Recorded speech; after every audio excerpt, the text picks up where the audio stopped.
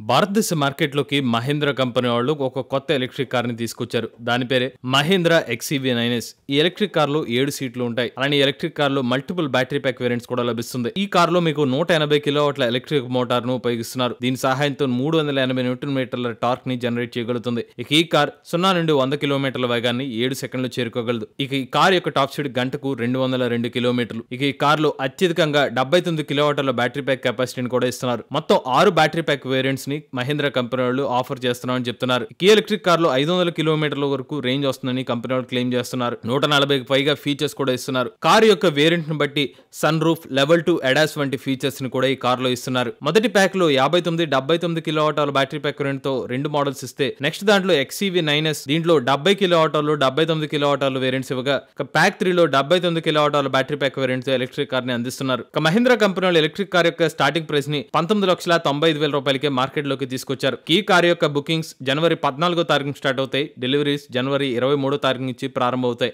Latest updates కోసం EV కొరాడ్ channel subscribe చేసుకోండి.